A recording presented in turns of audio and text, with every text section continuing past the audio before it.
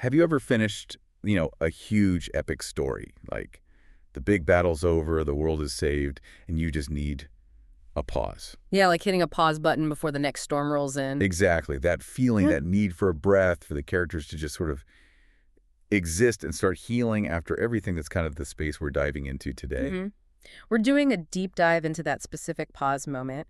Sarah J. Maas's A Court of Frost and Starlight, Acofis, as most people call it. Right.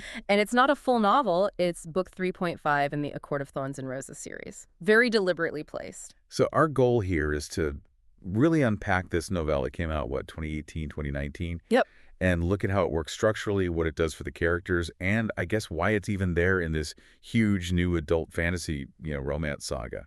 What does happen right after the fighting stops? Well, the main thing you need to know right off the bat, the core idea, is that Acofis is basically an extended epilogue. Okay, an epilogue to A Court of Wings and Ruin. Exactly. To all the massive stuff that happened there, it's described almost everywhere as a breather. A breather, yeah. Makes sense. Sources are pretty clear. There's minimal action. It really pivots away from battles and focuses on daily life, fair, Rysand, the inner circle, getting ready for the winter solstice. So minimal action, but probably maximum emotional stuff, like an emotional hangover. That's a perfect way to put it.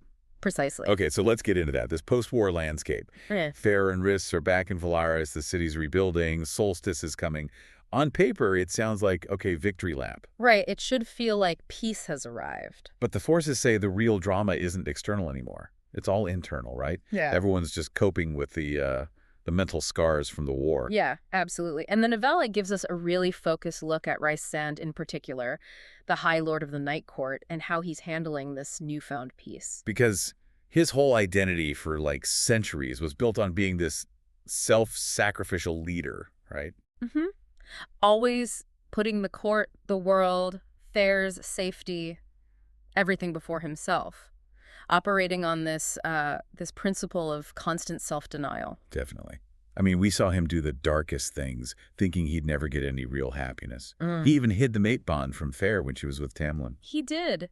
Because her freedom, her figuring things out, was more important to him than his own, well, soul-deep connection. So how does that history, that denial, play out now that they've actually won? That becomes his central conflict in Acofis. It's the challenge of peace.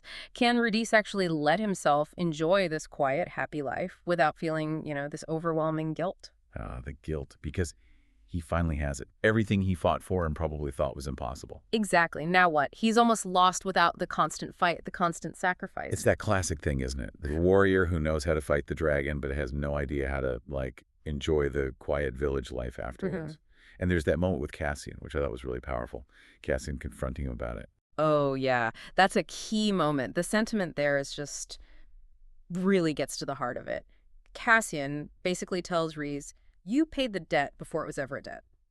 Like, you spent centuries paying the price. You don't owe anything more. The instruction is simple. Enjoy it. Enjoy each other. Just enjoy it. Wow, that reframes everything for him, doesn't it? Yeah. It's not an obligation anymore. It's earned. Yeah. A gift. It gives him permission, or at least starts him down the path of giving himself permission. So Rhys starts to settle into this domestic peace with Fair. He's learning to be happy, but from a narrative standpoint, if your main couple finds peace, where does the tension come from for the rest of this series? And that's the brilliant structural pivot. Yeah. The author uses that emotional resolution for Fair and Rhys, that sense of closure for their main arc, to actually kick off the biggest structural change in the whole series so far. Which is, because the first 3 books, everything, the whole world, was just through Fair's eyes.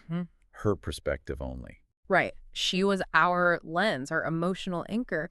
But A Court of Frost and Starlight completely changes that deal with the reader. How so? The novella switches to alternating points of view.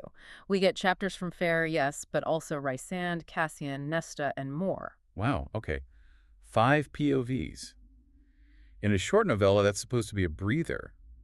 That sounds potentially chaotic. It's a bold move, definitely, especially for a transitional piece. Was it, necessary? Oh. Or just testing the waters for what comes next? Because that's a huge trade-off, losing that single-focused perspective we were used to. Well, the analysis suggests it was strategically necessary. The big advantage, the pro, is insight. Suddenly you get this immediate deep dive into what each of these inner circle members is thinking and feeling. Okay, so you see inside their heads properly for the first time. Exactly. And crucially, this signals what's coming. It basically tells you, hey, pay attention to this character's headspace because this is going to be their future subplot. It turns the novella from just an epilogue into like a trailer for the next phase of the series. Ah, I see. So it's less about telling one contained story now and more about planting the seeds for 5 or 6 future stories, slowing down the action plot, but speeding up the character setup for everyone else. You nailed it. That's the function. But we do have to talk about the downside. Which is? Some of the critique points out that all this jumping around between heads, it can actually hurt the overall flow of the book. Right, it breaks the rhythm. Yeah. You get invested in Cassian's chapter, then suddenly you're with Mord, then Nesta. Yeah, it interrupts the pacing that readers had gotten comfortable with when it was just Fair's narration. So does that mean the book kind of sacrifices its own reading experience a bit for the sake of setting up the next book? Even if the setup is brilliant. Potentially, yes. Yeah. It seems to prioritize the future narrative over the immediate one. The author is essentially signaling, okay, the main Fair's arc has reached a certain point. Now look over here at these other characters. You need to understand their post-war state because they are stepping up.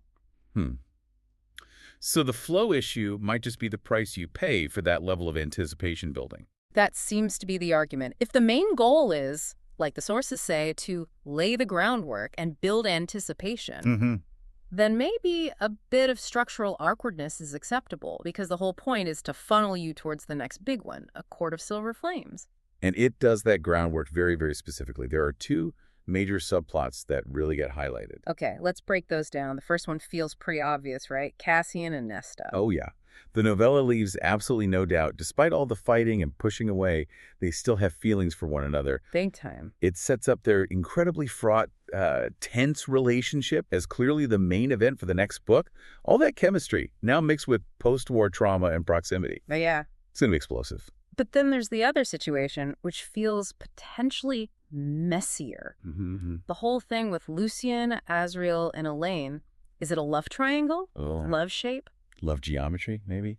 Yeah, it introduces a really interesting complication into how relationships usually work in this world. How so? What's the core tension there? It pits the established rules against, well, feelings. Elaine's mate, the one the magic supposedly chose for her, is Lucien. That's fact, in-world. Right, mate bond. Super important. But Akofes deliberately shows this undercurrent, this subtle but really potent attraction and tension between Elaine and Azriel. Ooh, okay, so the conflict is the official mate bond versus who she seems to be actually connecting with. Exactly. Mate bond versus maybe emotional preference or just sheer chemistry. That's flagged hard as a major hook. It's high stakes for all 3 of them. That's a clever setup because it questions the very rules of their world. Destiny versus desire? Precisely. It uses the world's own magic system, the mate bond, and throws a spanner right in the works. It forces them into this really complex, probably agonizing situation. Speaking of agonizing, Nesta. We need to talk about Nesta because her characterization in this novella is something else and apparently quite divisive. Yeah, the source material doesn't mince words here. The way Nesta is portrayed in Akofes, she basically loses the likability she gained during the war. How? What does she do? She's shown as being incredibly self-destructive and unfeeling toward those around her, really pushing people away. Why? After everything they went through together, why make her regress like that? Especially towards Fair. Well, it seems like a very deliberate choice, probably rooted in how different people process extreme trauma and, frankly, narrative necessity. Narrative necessity. Think about it. Her heroism in the war might have masked just how deeply damaged she was. In Akofes, that trauma erupts outwards as anger, self-loathing, drinking, isolation, cruelty. If she was just healing nicely alongside everyone else. There wouldn't be much story for her own book. Exactly. She wouldn't need a whole novel dedicated to her recovery. She's made deliberately unlikable, pushed to rock bottom to create the highest possible stakes for her own journey. Okay, so the critique expects this really harsh personality shift is basically Act 1 of her redemption, that it will play out and be reversed to some degree in Silver Flames. That's the clear implication. It establishes the depth of her internal struggle. Akofes makes sure you start the next book perhaps frustrated with Nesta, maybe even angry at her, But you understand why she needs such a profound transformation. The setup requires that darkness. Right. Okay, that pulls it all together. So overall assessment time, we've got this extended epilogue, multiple POVs setting up future conflicts. Yeah. What's the final word on Ekofes? Generally, it lands as an enjoyable read, particularly for fans who just want more time with the characters in a lower stakes environment. Like a holiday special, almost? Kind of, but also it's widely agreed that it's not the most exciting book in the series, precisely because of the minimal action and because it's doing so much heavy lifting for the next story. Which brings us to some interesting advice for you, the listener, about when to read it. Yeah, this was a fascinating point in one analysis, because the novella is so good at its job, so effective at generating excitement for the sequel. It's like a really effective trailer. Exactly. The advice was maybe, wait, don't read Ekofes immediately after Wings and Ruin. Wait until you're much closer to being able to read A Court of Silver Flames. Why?